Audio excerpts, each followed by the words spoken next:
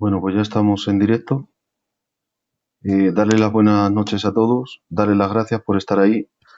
En esta noche tenemos al hermano Israel de Galicia, si no me equivoco. Sí, Amén. Va a estar ahora con el tío Luis de Logroño, que entrará ahora en breves minutos.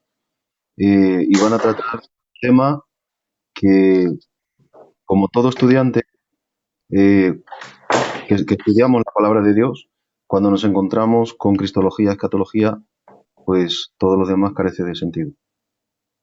Amén. Para mí personalmente soy un enamorado de la cristología. Así que nada, hermanos, cuéntanos un poco. bien. A ver, me ha hablado conmigo Luis en relación a...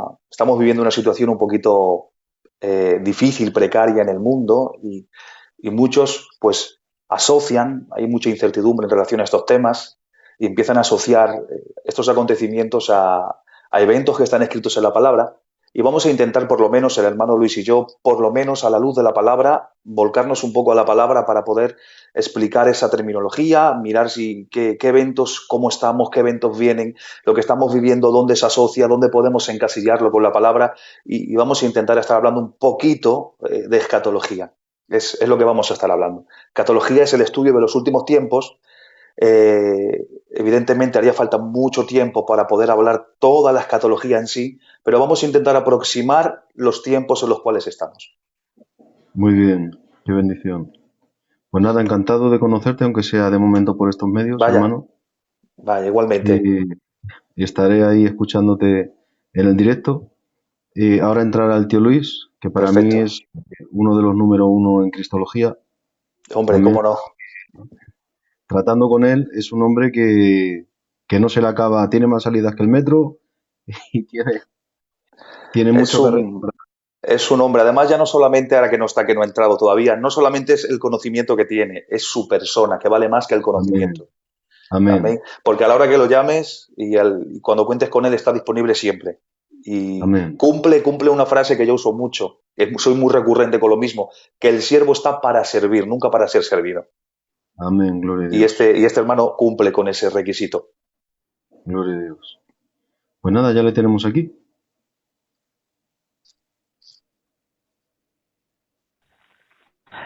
Tío Dios os, Luis, Dios os bendiga mucho. Buenas noches, buenas amigo. noches. Yo estoy preparando esto bien porque lo tengo que poner bien. Amén, qué Bueno, bendición. qué bendición. Dios os bendiga muchísimo.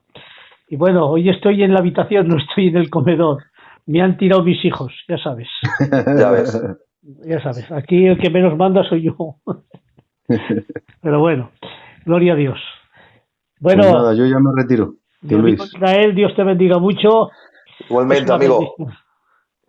Bueno, es un placer estar hoy. Dios te bendiga, Jeromo, y bendiciones para ti. Ahí te quiero ver. Y podéis poner en esta buena noche pues todas vuestras preguntas, que vamos a contestar a todas las preguntas, y es acerca de este tiempo, ¿verdad? Eh, ¿Qué estamos viviendo en estos tiempos en cuanto a las escrituras? Ese es el tema de hoy. ¿Eh? La verdad, hermano, es que quiero decirles desde aquí que estamos en momentos muy peligrosos, eso sí.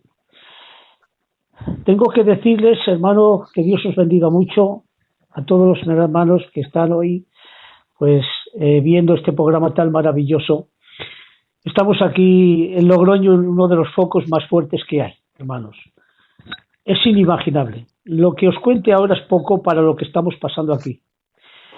La verdad, hermano, es que tengo con pena en mi corazón en 3 o 4 días, lo digo casi llorando, hermanos, me se han muerto 5, sí, 5 hermanos, 6, perdón, no, 7. Y ha sido un gran varón de Dios que era mi apóstol, el que levantó toda la Rioja y Navarra, mi hermano Gelos, hermano del Pelón, mi hermano Pepito de Burgos, mi hermano Luis, obrero también de Vitoria, un primo mío que le llaman Nectali. Hoy mismo ha fallecido uno de los mejores evangelistas de España, mi hermano Cody, otro gran obrero, mi hermano Pillos, y ahora hace 2 horicas acaba de partir una mujer de un obrero, la mujer de Calet. Y la verdad es que el dolor es muy fuerte y estamos, hermano, en unos tiempos peligrosos que nunca en la historia donde se recuerde estamos pasándolo tan mal. La verdad es que, hermano, hay mucha enfermedad aquí, en Logroño, Vitoria, Pamplona y Burgos. Está el foco más fuerte, aparte del de Madrid, que también mis hermanos lo saben. Pero hoy, con este caso, pues hemos llamado a uno de los grandes hermanos que hay en Filadelfia. Igual muchos no lo conocen, yo lo conozco personalmente. Es mi hermano Israel de Galicia, uno de los mejores en cuanto a la escatología. Y Dios me puso en el corazón de entrevistarlo y de compartir un coloquio entre él y yo. Yo no lo voy a dejar solo, le voy a hacer las preguntas, pero también yo contestaré preguntas entre los dos y vamos a contestar todas sus preguntas acerca de lo que estamos viviendo. Vamos a comparar los tiempos que estamos viviendo, aleluya, en el orden bíblico. Y vamos a ver en qué tiempo estamos, hermano Israel, ya que el hermano Israel es gran experto, hermano, en la escatología, y es de los grandes que hay en España. Hoy lo puedo decir, y él me dice que nunca, que no le diga nada, pero yo le digo desde aquí, lo conozco bien, es mi buen amigo, y es de los grandes de España. Dios te bendiga, Israel, Dios te bendiga, hermano. Vale, los amigos siempre hablan bien de los amigos, eso es cierto, ese dicho es cierto. Que Dios te bendiga, sí, amigo. Aleluya. Y bueno, la verdad, hermano, es que, como ves, el tiempo son escatológicos, sí. Estamos viviendo, aleluya, un término tan tremendo, hermano, gloria al Señor, aleluya, no veo bien, a ver, así. Estamos viviendo un tiempo, y podemos decir, ¿verdad, hermano Israel?, que desde 1948 hacia aquí, yo siempre lo estoy predicando, no sé si me rectificarás o será así, hermano, desde 1948 y en el día 17 de mayo, hemos entrado en un tiempo muy escatológico, porque después de 2500 años, Israel es nación. Esto que podíamos decir, para entrar ya un poquito, esto es una improvisación, esto no estaba en el guión, pero ¿qué me dices si podemos estar en el tiempo de la última generación? No sabemos ni el día ni la hora, pero podemos más o menos alentar un poquito esto. ¿Qué me dices, Israel?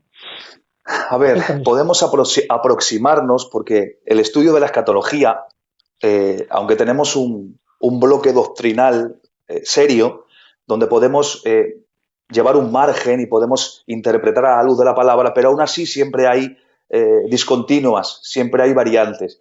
Claro que podemos aproximarnos y podemos coger para nosotros esa expresión de la última generación y aplicarla en relación con Israel y con lo que se dice. Etimológicamente esa palabra, o analizándola desde su punto griego en concreto, tiene una extensión mucho más grande, mucho más mayor, pero que podemos situarnos y podemos entender que Israel, dentro del panorama escatológico y profético, es el reloj en relación a las profecías que tienen que ver y vertirse en él. Sí. Entonces, entendiendo y conociendo a Israel, nos situamos en tiempos escatológicos. Podemos entender que estamos en esa posición. Eso sí, podemos usarla de esa manera. Ahí está, y decir, por ejemplo, que cuando veáis que la higuera reverdece, saber, evidentemente, ahí está. Y ahí estamos ya en tiempos escatológicos, en tiempos ya, aunque la escatología llega desde hace muchos siglos atrás, pero bueno, en la escatología de ahora es la más próxima, ¿es así? Es así, es decir, mirando a Israel podemos ver muchas cosas. Es cierto que en relación al arrebatamiento, que lo estamos esperando en cualquier momento, no tenemos ninguna señal profética, porque ahí lo que se llama teológicamente, que tú lo sabes mejor que yo, Luis, que es la venida inminente en relación con la Iglesia. Inminente, o la inminencia tiene que ver con que viene en cualquier momento, en cualquier instante. No es precedido por señales. Las señales son precedidas para Israel. Pero si nosotros discernimos los tiempos proféticos, entendiendo esas señales que se están empezando el preludio de ellas cumpliendo con Israel en varios aspectos. Y podemos entender que estamos en tiempos finales, o por lo menos que estamos más cerca, estamos camino a que Cristo venga ya en cualquier momento. Exactamente. Todas las profecías se han cumplido de alguna manera. Israel es nación. Y bueno, ya entrando ya en la materia, ¿qué nos puedes decir hoy acerca del coronavirus Coronavirus, perdón. El coronavirus, sí. Exactamente. Ya entramos ya. Esto es una señal de los últimos tiempos. ¿Qué nos puedes decir? A ver, asesóranos un poquitín. Sí, yo voy a hablar conforme lo que yo entiendo, ¿vale? Conforme yo lo entiendo a la luz de la palabra, lo vuelco en la palabra y lo voy a intentar explicar de la mejor manera posible. Si tengo alguna torpeza, me disculpáis, y si algo no entendéis, por favor, escribirle al hermano y lo intentamos aclarar para que haya conceptos claros y bíblicos. No vamos a guiarnos por suposiciones nuestras que podemos suponer bajo la condición en la que nos encontramos, podemos suponer y podemos estar sugestionados a la circunstancia. No vamos a sugestionarnos, vamos a volcarlo a la luz de la palabra. A ver, el coronavirus, muchos han dicho, mucho se dice, mucho se habla en relación a que sí es una señal de los últimos tiempos. Bien, yo personalmente entiendo que es un virus que está azotando ahora mismo en forma de pandemia a la Tierra, pero no tiene necesariamente que ser una señal en relación a los últimos tiempos, y explico el porqué. Es cierto que está siendo golpeada, que hay casos. Yo tengo personalmente 2 hermanas en Madrid que están con el coronavirus y la están pasando bastante mal, y estamos así, por teléfono hablando, y no podemos hacer otra cosa que pedirle al Señor. Eso es evidentemente. Es cierto que hay, como acabas de hablar, Luis, hay familias que han perdido seres queridos, hay amigos que han partido, y claro que está azotando con un tanto por ciento de mortandad. Lo estamos viviendo.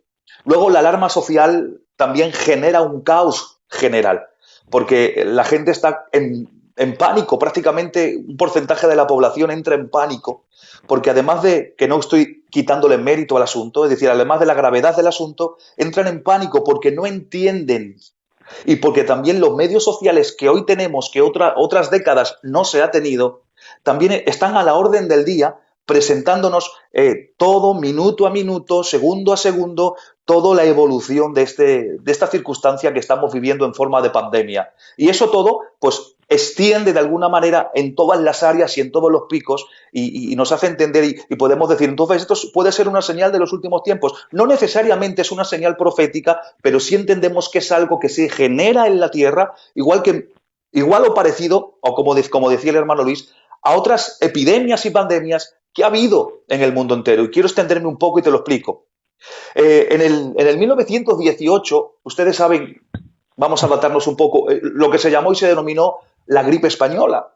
La gripe española en un año mató entre 20.000 y 40.000 millones de personas. Murieron.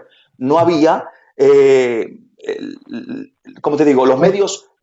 Rectifico.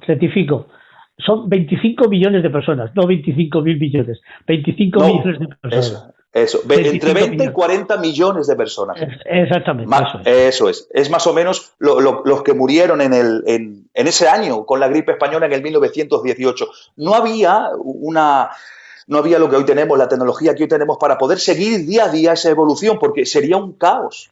Yo creo que la persona que estuviese viviendo ese entonces, la iglesia que está presente en ese momento, podría haber pensado lo que hoy estamos pensando, y que sería una señal de los últimos tiempos. Aún más, un poquito más hacia atrás, vamos un poco más en el tiempo. En el 1665 fue la Gran Peste de Londres. ¿Por qué menciono Londres? Porque solamente en Londres murieron 75.000 personas. Y, ojo, estamos hablando de Londres, donde en esa fecha había uno de los grandes predicadores, que es Thomas Stanley, que predicaba por doquier en Londres, y que se metía en donde nadie se metía. Aún más. En el 1517 fue la Gran Reforma. O sea que hasta el 1665 pasaron unos 150, 160 años en la Reforma. O sea que la Iglesia estaba naciendo en su Reforma. Y les pasó este fracaso en Londres, esta peste en Londres, que muchos predicadores databan y decían que también podía ser una señal en relación a los últimos tiempos, pero han pasado prácticamente 500 años. 500 años. Y seguimos en la misma circunstancia. Ahora explico el porqué.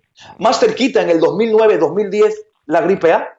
La gripe A dejó, por estadísticas que las tengo apuntadas, unos 18.000 muertos. Creo que en un año, Luis, si no me corriges, creo que en un año dejó 18.000 muertos. En el 2009-2010 la gripe A. Y podríamos estar hablando así de un montón de pandemias, que tengo un gráfico aquí, pero no vamos a hablar para no infundir temor. O sea, todo eso, claro que fueron indicios de que la humanidad está tocada. Hay una decadencia por causa de la caída del ser humano. Lo que no podemos hacer, y quiero explicarlo y extenderlo, no podemos ligar estos acontecimientos a un juicio directo de Dios, a un castigo directo de Dios. Y te voy a explicar, tú que me escuchas bíblicamente, por qué. Porque mientras la Iglesia esté presente, no hay un juicio que se desate en el rollo de los 7 sellos. El rollo de los 7 sellos, que tiene que ver con la última semana de Daniel. Ahí sí se explica que es el juicio de Dios directo por 2 propósitos. La tribulación tiene 2 propósitos, entre otros. Específicamente, el primero es preparar a la nación de Israel para la venida del Mesías en el milenio. Y segundo, probar a los que moran en la tierra. Ahora bien, si la tribulación, los 7 sellos, las 7 trompetas y las 7 copas son juicios directos de Dios. Eso sí es un juicio y son señales proféticas en juicio de Dios sobre la tierra. Pero la Iglesia es librada de la ira, dice la palabra. Por lo tanto, la Iglesia, que mientras esté en la tierra, todos los acontecimientos que ha habiendo en todos los siglos hasta este día fatídico que estamos viviendo, lo que estamos viviendo, son acontecimientos que no están ligados a un juicio de Dios, sino que están ligados a las consecuencias de la propia humanidad. El Señor, amigos míos, nos entregó el mundo y nosotros lo hemos destruido. Todo lo que hemos tocado lo hemos destruido a consecuencia de la caída, del pecado y de la transgresión, hermano Luis. Exactamente. Que era la pregunta que te iba a hacer, te has contestado casi la segunda pregunta. Vaya. Que estamos viviendo un juicio de Dios o la consecuencia del pecado. Lo voy a extender un poco diferente. No estamos viviendo un juicio de Dios, Iglesia, porque tú, que eres la Iglesia, está aquí presente. Y como estamos todavía presentes, los acontecimientos son consecuencia de nuestras acciones, de nuestra naturaleza caída, consecuencia simplemente por la transgresión del pecado. Tú y yo estamos presentes en la Iglesia, y mientras estemos presentes en la Iglesia, en la tierra, escuchen con atención, seguimos siendo la luz y seguimos siendo la sal. Además de predicar el Evangelio, la encomienda de la Iglesia es ser luz y ser sal. Ser luz para iluminar y disipar las tinieblas en medio de la luz, y ser sal para conservar aquello que el Espíritu Santo está trayendo y convenciendo de justicia, de pecado y de juicio. Por lo tanto, nosotros tenemos esa categoría. ¿Qué pasa? Que Satanás es muy listo. Y Satanás, como no conoce y como no es omnisciente ni omnipresente, él no conoce cuándo va a venir Cristo. Sí sabe que va a venir a por la Iglesia, que esa venida intermedia, secreta, que solamente es para nosotros, que viene a cogernos y a librarnos de una prueba que viene en señal de juicio, que eso sí es un juicio y es la gran diferencia. ¿Qué hace Satanás? Que en todas las épocas, cada cierto tiempo, cada ciertos años, 30, 40, 50, siempre tiene un tipo de anticristo. Tiene de alguna manera, su eslabón, su muñeco, su baza, su carta, su as.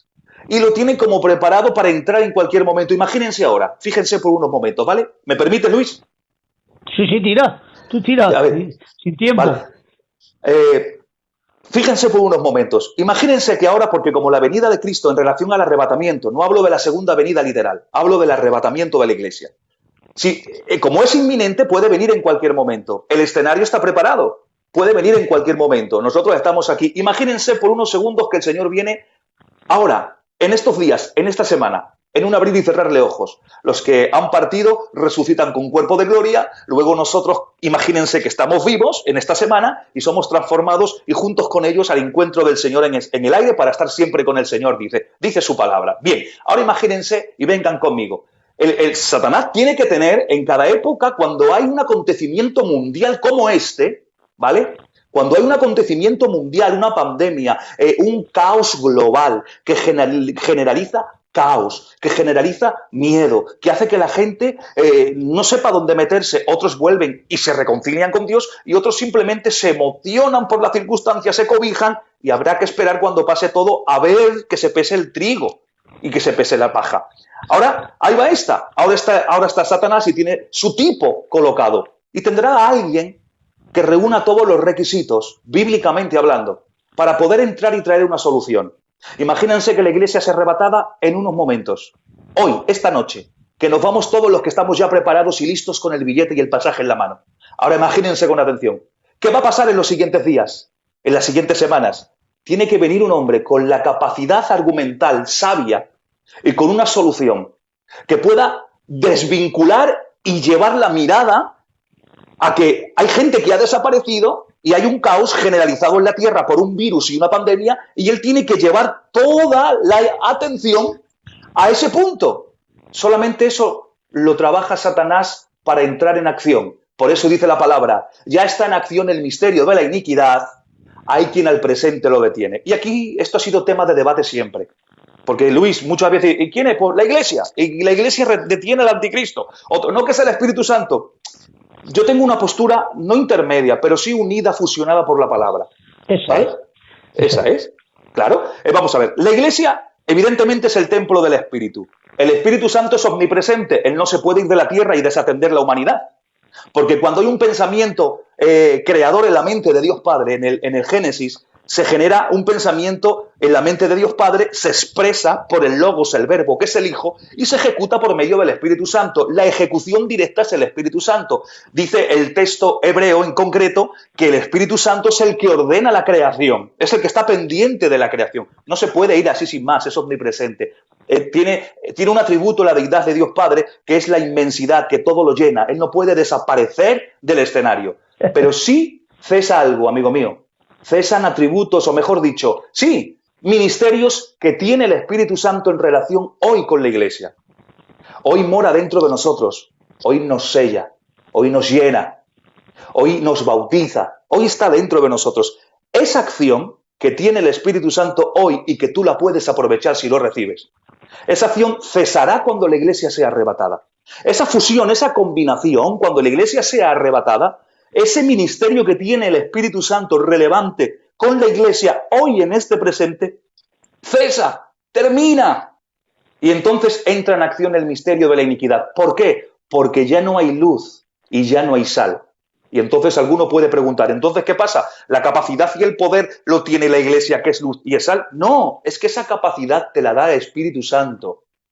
Te la da el Espíritu Santo. ¿Por qué? Porque nosotros no tenemos luz propia. Nosotros reflejamos la luz de Cristo en base a cómo nosotros vivimos. Si nosotros vivimos en integridad, entonces somos lo necesariamente transparentes para transportar y iluminar con la luz que recibimos de Cristo. Y el efecto de la sal es el efecto del Espíritu Santo en nosotros, que conservamos mediante la santidad progresiva. Y cuanto más estemos en santidad progresiva, más conservamos lo que el Espíritu Santo ya ha adquirido, ya ha conseguido, ya ha convencido de pecado, de justicia y de juicio, Luis. Vale. Quiero decirles a la audiencia que pueden hacer las preguntas que luego nosotros se las haremos al hermano y entre los dos contestaremos las preguntas. Ahora la capacidad es para mi hermano, para que nos enseñe todo el orden escatológico, hermano, que estamos viendo, pero pueden hacer las preguntas, ¿eh? Aquí todos vamos a hacer un coloquio, que es lo más Amén. importante, y bueno, ya estamos viendo todo esto, hermanos. Lo que sí me llama la atención, volviendo un poquito a la pregunta de primera, que le he pensado, yo estaba diciendo o comentándote, antes de entrar en la próxima pregunta, es que el capítulo 21 y el 24 de Mateo y de Lucas, capítulo 21 de Lucas, capítulo 24 de Mateo, en sus principios, no en sus finales, sino en sus pequeños principios, señales antes del fin, nos habla de pestes también. Lo que me he dado cuenta, aparte de lo que has dicho, de todas las pestes que has visto, ha habido la peste negra, me acuerdo como la peste negra que mató Sí. a 40 millones de europeos, 40 Sí, es verdad. millones de europeos, ¿y sabes a quién le echaron las culpas? a los judíos. Ya ves. ¿Sabes por qué? Porque murieron, me parece que fueron 39 millones y solo 39, casi 40 millones y solo unos 300.000 judíos nada más. Y dijeron, no, los judíos tienen la culpa porque ellos no han muerto y nosotros sí. ¿Y saben por qué era? Porque había una ley higiénica en los judíos, que la tienen todavía, y era de lavarse, de estar antes de comer y todo esto. Bueno, amén. Y entonces, hermano, gloria al Señor, la mujer me está leyendo. Ahora voy, ¿me entiendes? Aleluya. Y dijeron, bueno, esto eso. Sin embargo, había una ley, la ley judía, o sea, la ley de la Biblia, aleluya, es que había un margen de limpiezas que tenían que hacer, que esto les evitó de la peste negra. Ahí está. Y era por la limpieza que había. Y por las ratas Amén. Que había ahí. Por ahí se pegó la peste negra y murieron 40 millones de judíos. Pero yo lo que me he dado cuenta yo, y le está estudiando Israel, es que desde desde el 2010 al 2020 ha habido por lo menos 4 o 5 pestes. Entre ellas te las nombro: peste porcina, peste aviar, gripe aviar, que también es, el ébola, la gripe A y ahora el coronavirus. Podíamos de alguna manera entrarlo ahí en las señales antes del fin.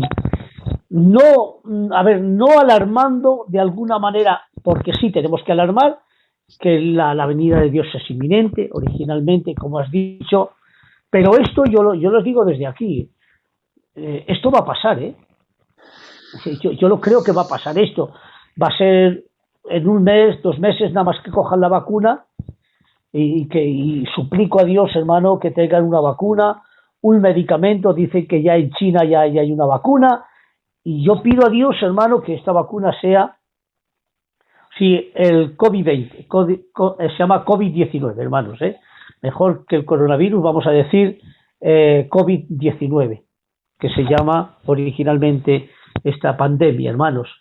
Y quiero decirles desde aquí que pido a Dios, hermano, que haya en los gobiernos, sobre todo en los gobiernos y en las políticas, que haya un poquitín razón en común y que permitan, hermano, las vacunas que ya se están. Hoy he visto un hecho, hermano, en un periódico, de que la vacuna española es una de las más nítidas y más adelantadas que hay, aunque ya se están descubriendo, pero la española, hay una vacuna que la están haciendo aquí en Farmapad, y es que es una de las más adelantadas, pero que todavía falta un tiempito, y pido a Dios, hermano, que se haga eso. Esto podríamos decir que nos enseña un poquitín más asequible en cuanto a la venida del Señor, a lo que nos dice el capítulo 21 y 24 de Lucas y Mateo, hermano Israel. Bien, a ver, quiero desarrollar esto con calma, ¿vale? Porque quiero especificar conceptos bíblicos que están escondidos y que a veces no los entresacamos, y entonces nos situamos a veces mal en el tiempo. A ver, claro que evidentemente hay una frase en el versículo 8 del capítulo de Mateo 24. Voy a leerlo primero para la gente que a lo mejor no tenga conocimiento correlativo. Lo tengo aquí abierto. Dice así, mira, vamos a leer el capítulo 24 de Mateo, y pone ya el título, pone señales. Escúchame, que esto sería también la pregunta que te diría: ¿sufre el mundo principio de dolores? Bien, pues ahí vamos a intentar desarrollarlo. Y señales antes del fin, dice así, capítulo 24, dice, voy a leer más, en el versículo 4, y dice así: respondiendo Jesús le dijo, mirad que nadie os engañe. Bueno, el versículo 3, hay que leerlo, dice así: y estando él sentado en el monte de los olivos, se acercaron los discípulos en privado diciendo, dinos, ¿cuándo sucederá esto? ¿Y cuál será la señal de tu venida y la consumación de este siglo? El versículo 4 dice, respondiendo Jesús les dijo, mirad que nadie os engañe, porque muchos vendrán en mi nombre diciendo, yo soy el Cristo, y engañarán a muchos, y habréis de oír de guerras y rumores de guerras. Cuidado, no os alarméis, porque es necesario que todo esto suceda, pero todavía no es el fin. El 7 dice, porque se levantará nación contra nación, reino contra reino, y en diferentes lugares habrá hambre y terremotos. Y ahora dice el versículo 8, pero todo esto es solo el comienzo de los dolores.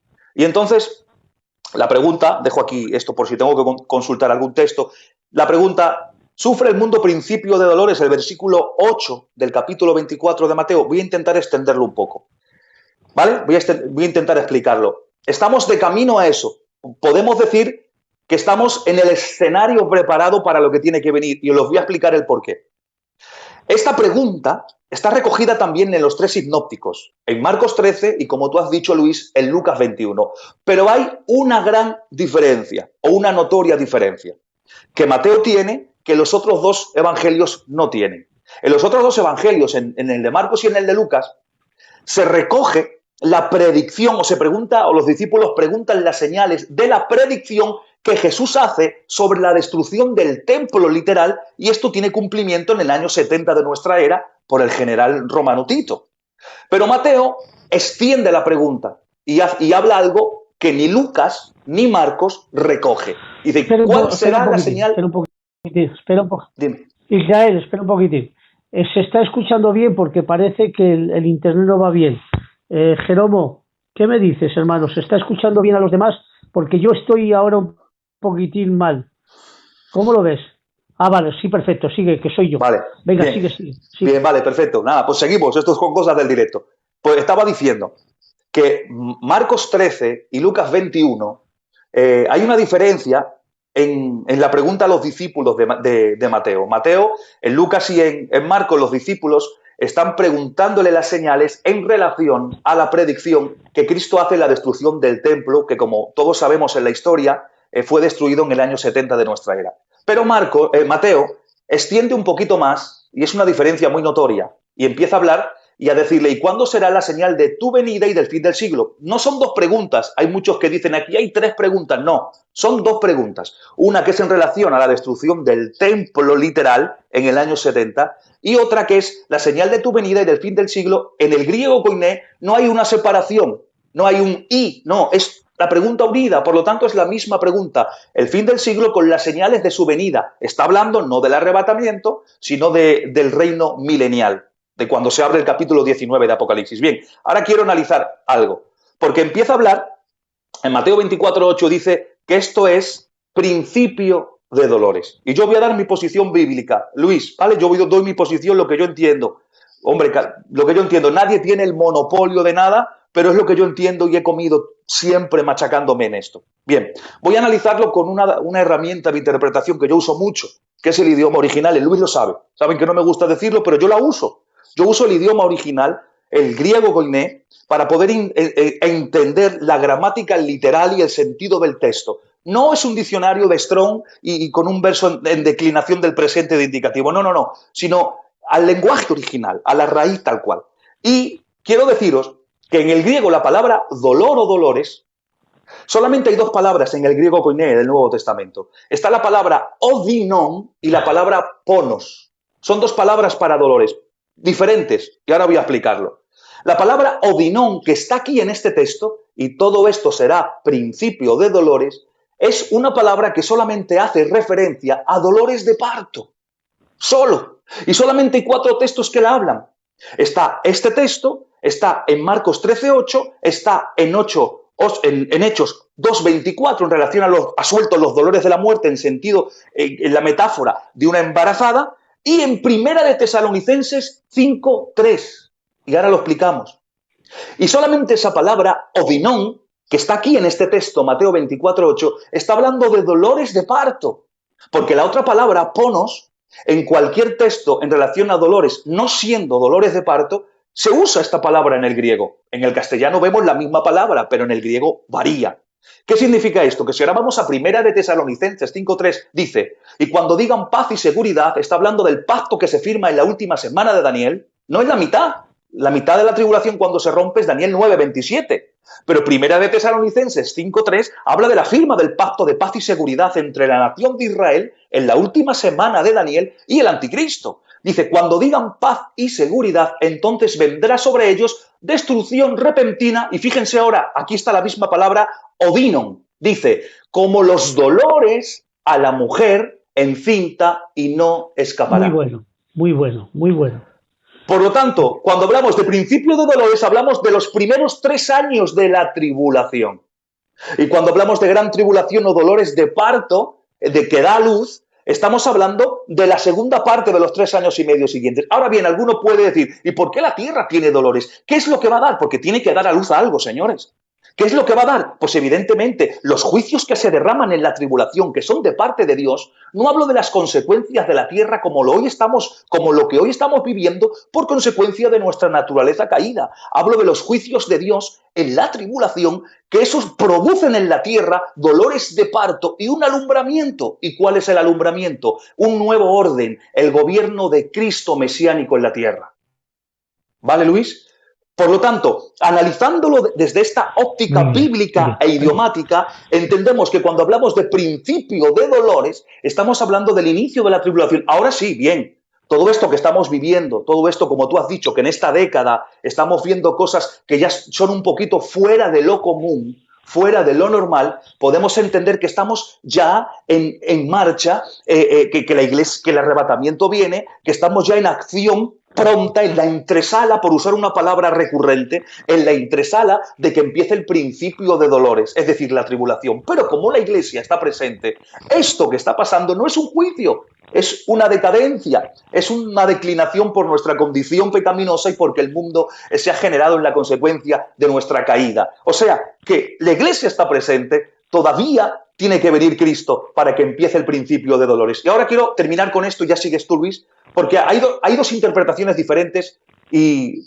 independientemente de quien lo diga, independientemente que sean grandes hombres, pequeños hombres, lo que tenemos que mirar nosotros es volcarnos a la palabra. Si la palabra está en consonancia con lo que estamos diciendo, da igual quien lo diga, perito de los palotes. Si la palabra está en consonancia, entonces yo creo lo que dice la palabra.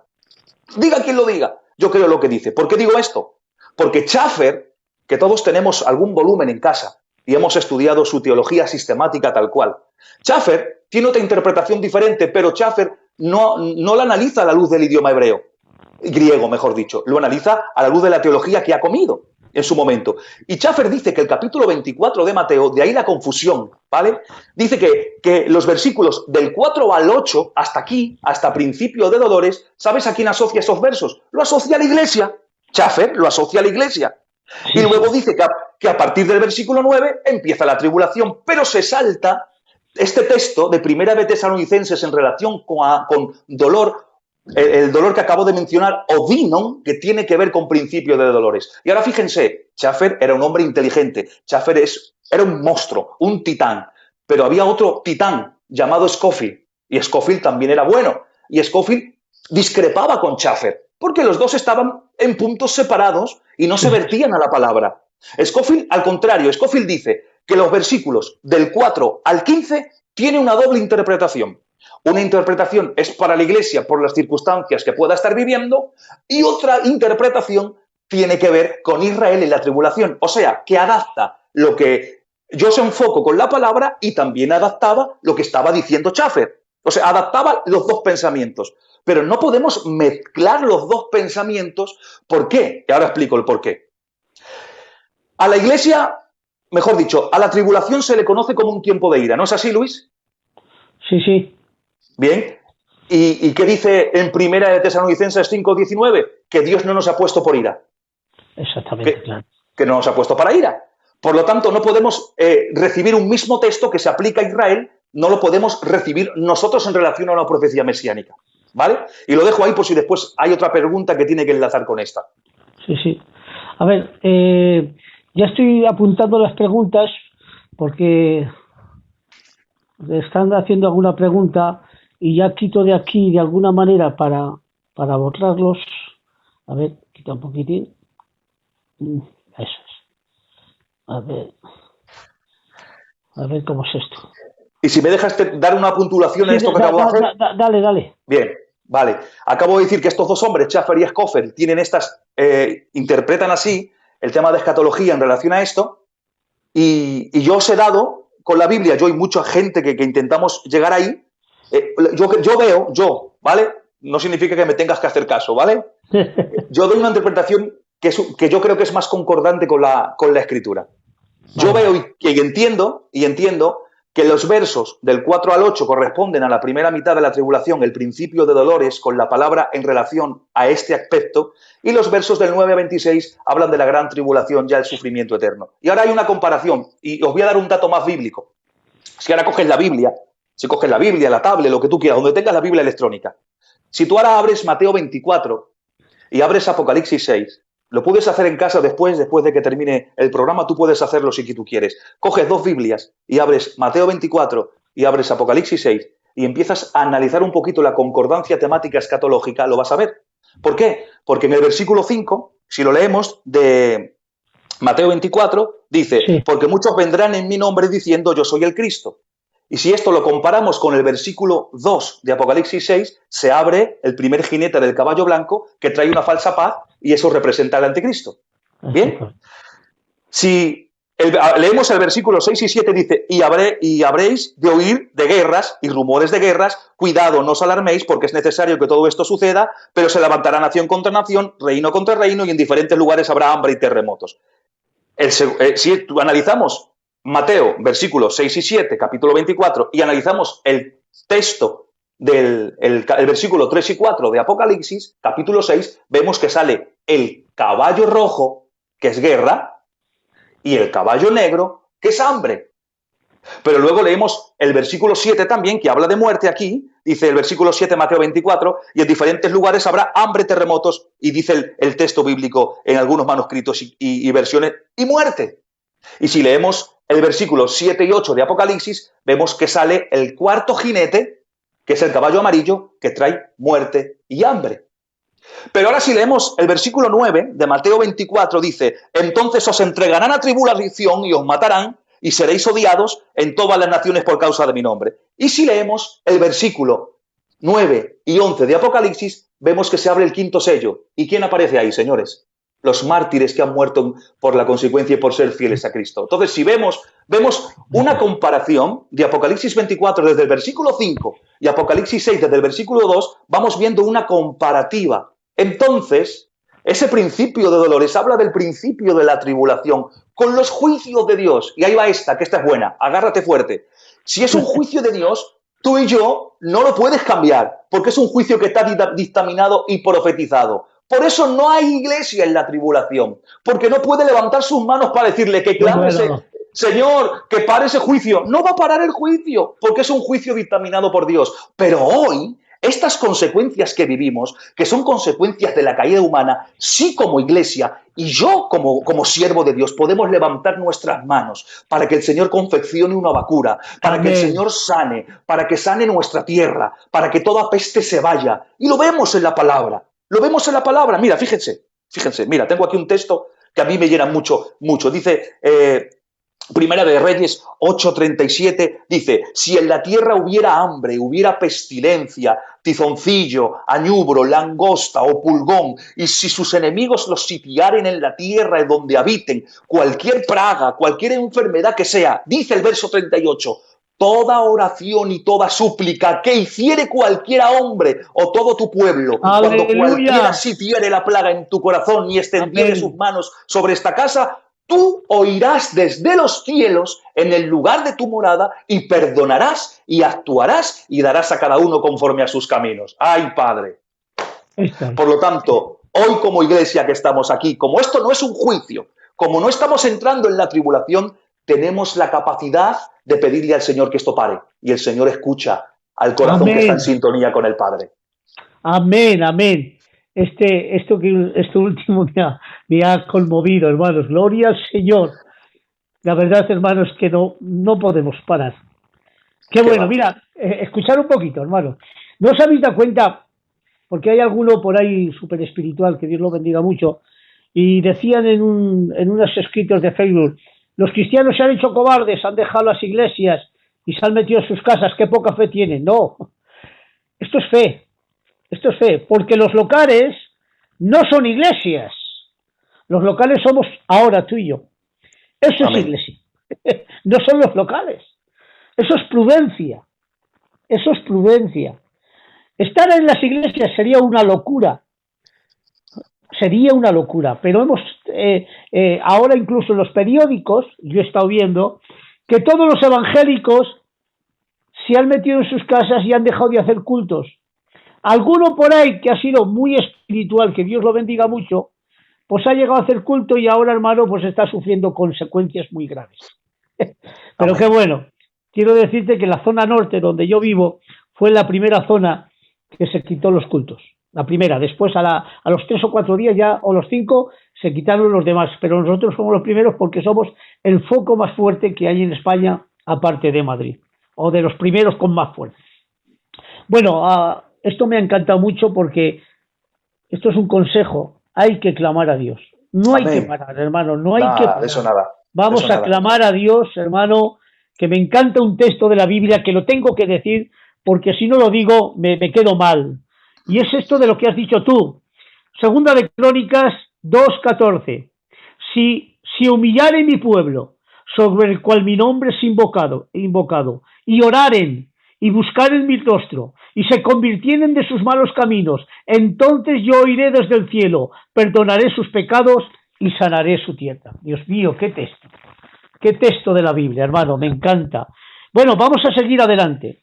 Después vamos a hacer unas 2 preguntas que nos han hecho Suso y Emilio Silva. Estas son las 4 preguntas que teníamos que contestar. ¿Qué enseña la Biblia sobre... Hay 3 posiciones. Hay una posición que pasamos media tribulación, otros que pasamos toda la tribulación y otro que no pasamos la tribulación. Pretribulacionistas, medio tribulacionistas, postribulacionistas. ¿Qué posición, hermano, Filadelfia o todos nosotros creemos? Hermano Israel. Nosotros somos pretribulacionistas, pero no porque vengamos de alguna escuela doctrinal, sino porque la palabra nos lo enseña. La palabra es clara. Ahí está. Sigue. Amén. Otros se dejan mover por un sentir religioso, por una corriente teológica. Intentamos adaptarnos a la palabra. No que la palabra se adapte a nosotros. Nosotros nos tenemos que adaptar a la palabra. Tenemos que vivir conforme a ella. Y la Biblia nos enseña muy claro. Ahora, después está el ciego que no quiera verlo, ¿vale? Pero la Biblia nos enseña muy claro que la iglesia no es puesta para pasar la tribulación, ¿vale? ¿Quieres que desenvuelva el tema, Luis, o seguimos charlando? ¿Cómo quieres? No, desenvuelve este tema, claro, vale. Te doy 2 o 3 minutos para que te desenvuelvas. Vale. Luego yo también te apoyo en textos que tengo. Perfecto, claro, evidentemente. Coloquio. Bien. A ver, estamos hablando de la tribulación. Para poder entender y estudiar la tribulación, no tienes que coger solamente el libro de Apocalipsis ni cualquier libro de teología, no. Tienes que coger la Biblia. Y para ajustarte, solamente para ajustarte y entender en la escatología solo la tribulación, porque la escatología no solamente es la tribulación, es mucho más. Pero muchos entienden solamente que si los 4 jinetes, que si el anticristo y poco más. No. Para estudiar la tribulación, tienes que leer Daniel capítulo 9, entenderlo y compaginarlo con el capítulo 6 de Apocalipsis hasta el capítulo 19 de Apocalipsis. Estudiarás y entenderás un poquito en relación a lo que se refiere la tribulación. La tribulación es una semana de 7 años, que está profetizada en el libro de Daniel, capítulo 9. Hay un reloj profético en relación con Israel y con su ciudad, que son las 70 semanas de Daniel. En Daniel 9:24 dice, 70 semanas, escuchen bien, por favor, ¿vale? Y si alguien no lo entiende o no me explico, por favor, que pregunte. 70 semanas están determinadas sobre tu pueblo y sobre tu santa ciudad. No está mencionando a la iglesia porque la iglesia no aparece en el Antiguo Testamento. Es un misterio que nace en el Nuevo Testamento, ¿vale?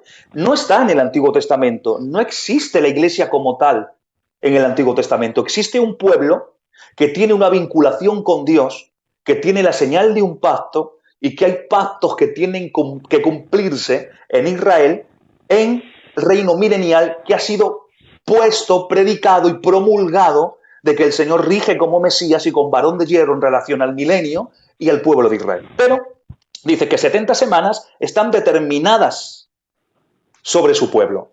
Déjame analizar aquí un aspecto que quiero que entiendan. Sobre tu pueblo y sobre tu santa ciudad, o sea, Jerusalén. Hay 70 semanas. No dice una, ni dos, ni 69. Dice 70, que están dictaminadas. La palabra dictaminar aquí, si lo analizamos en su idioma, habla de una sentencia jurídica de parte de Dios, de un plan que está escriturado por Dios en relación con el pueblo de Israel y especialmente con la ciudad de Jerusalén. Son 70 semanas. Y ahora hay un decreto de Artajerjes en el año 445 que da inicio a las 70 semanas, que es el reloj profético de Dios. Por eso al principio el Luis y yo hemos estado diciendo que entendiendo y viendo Israel podemos entender, podemos discernir que estamos o que huele ya a tiempo de arrebatamiento porque en nada viene la tribulación. Y podemos entenderlo. Cuando empieza la semana, en el año 445, empiezan y se cumplen hasta que el Mesías príncipe, noten bien esta frase, no dice el Mesías rey, que será en el milenio, dice el Mesías príncipe, y lo vamos a dejar ahí. Hasta el Mesías príncipe, su entrada a triunfar en Jerusalén, se cumplen 69 semanas.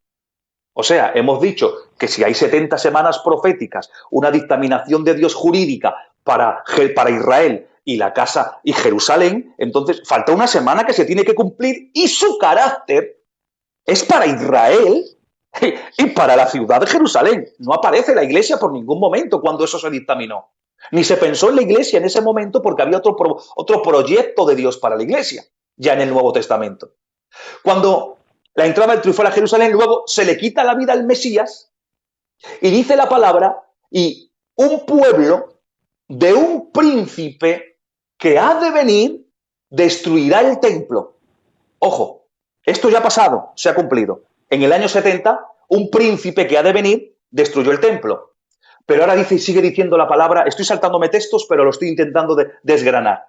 Pero sigue diciendo la palabra, y por otra semana confirmará el pacto con muchos.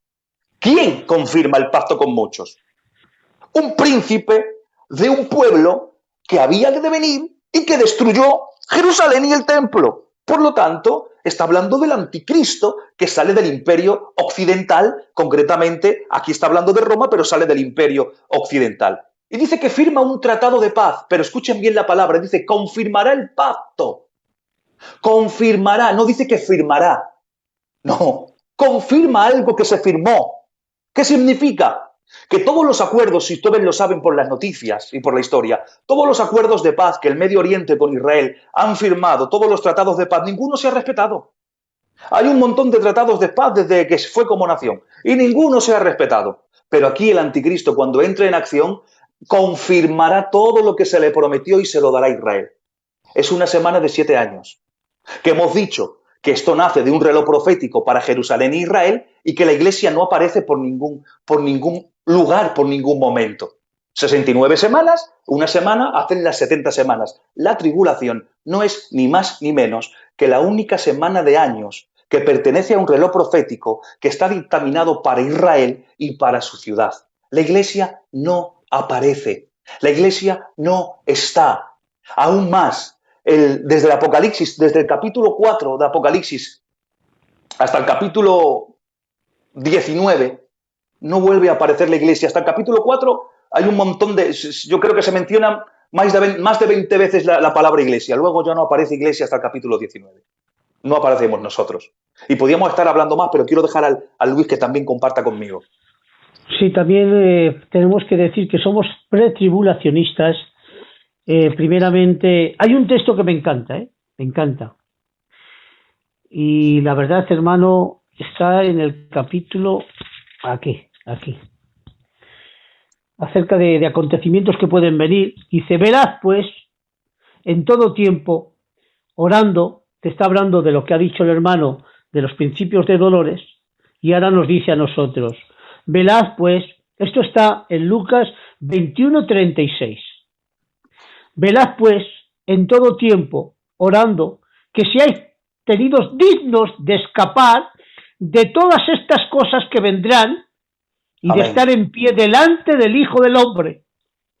Escapar es antes, escapar de todas estas cosas que vienen, pero que nosotros escapamos antes.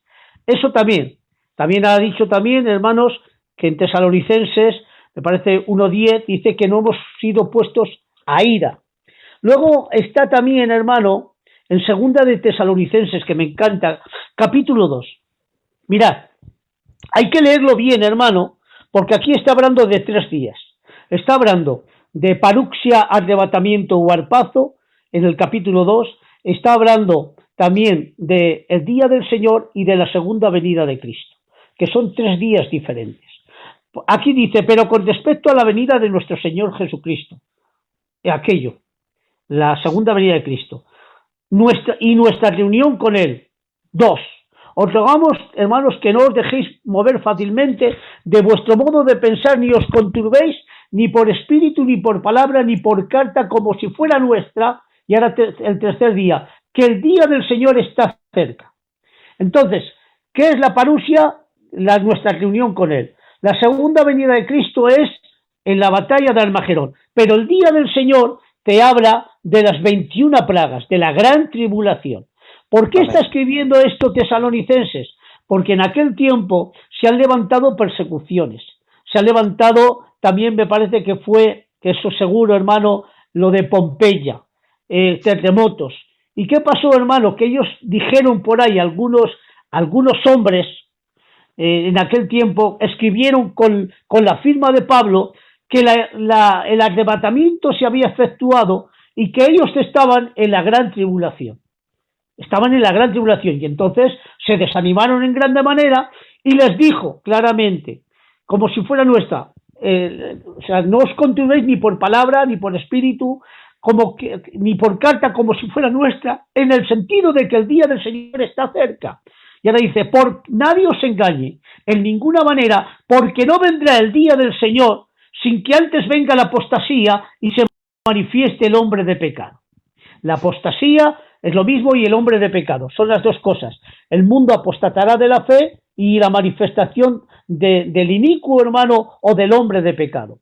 Pero sin embargo dice la Biblia que se opone contra todo que se llama Dios o es objeto de culto. No te está hablando, hermano, de la paruxia, sino te está hablando del día del Señor, de la gran tribulación, de las 21 plagas. Ahí te está hablando. ¿Cuál es el que inaugura la gran tribulación, hermano Israel? El caballo blanco, la manifestación.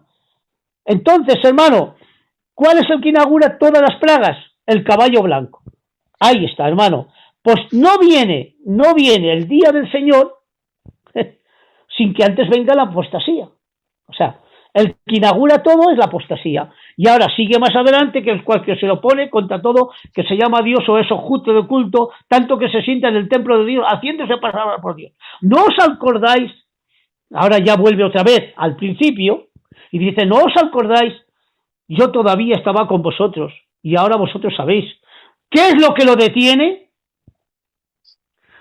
Al fin de que a su debido tiempo se manifieste, porque ya está nació en el misterio de iniquidad. Solo hay quien al presente lo detiene. ¿Qué detiene? Esto se le llama espíritu de estorbo. La Iglesia con el Espíritu Santo unido estorban la manifestación de la apostasía y del hombre de pecado. Lo detienen ahí quieto, porque como ha dicho nuestro hermano Israel, todavía hay un pueblo que está clamando a Dios y que no nos ha puesto a ira. Ahí está. Solo hay quien al presente lo detiene, hasta que a su vez se ha quitado del medio. Entonces se manifestará. Hasta entonces no se puede manifestar. Y si se manifiesta, entonces se manifestará el inicuo, el cual el Señor matará con el espíritu de su boca y con el resplandor de su venida. ¿Cuál es el que inaugura todo? El anticristo. ¿Quién es el que lo detiene? La Iglesia. Entonces, hermano, la Iglesia no pasa la gran tribulación, hermano.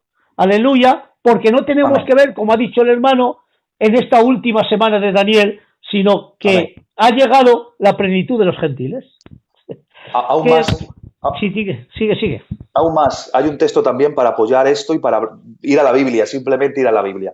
Hay un texto que los que creen, hay gente que cree, evidentemente, que la Iglesia pasa mitad de la tribulación. Es decir, esos 3 años y medio, que es el principio de dolores. Eso, la Iglesia cree que porque hay una falsa paz, pero escuchen, hay una falsa paz, pero es que la tribulación es muy grande. Es decir, hay mucho más de lo que se conoce y por eso se falla en la interpretación. Hay una falsa paz, pero hay una falsa paz para aquellos que entran en el gobierno del anticristo. Ojo, para los que se han quedado y han entendido que hay un arrebatamiento y que por su vida de pecado o por no estar como uno tendría que estar en sintonía con Dios, se ha quedado, entiende que si se deja sellar o entra bajo el gobierno del anticristo, entiende que pierde de alguna manera la integridad con Dios y la salvación dentro de la tribulación. Por lo tanto, cuando habla de falsa paz, no es la paz para el mundo entero, ojo, es la falsa paz para aquellos que entran en el gobierno del anticristo. O sea, los que se han quedado y han reconocido y han entendido que Cristo ha venido y se han quedado, estas personas huyen, no tienen paz.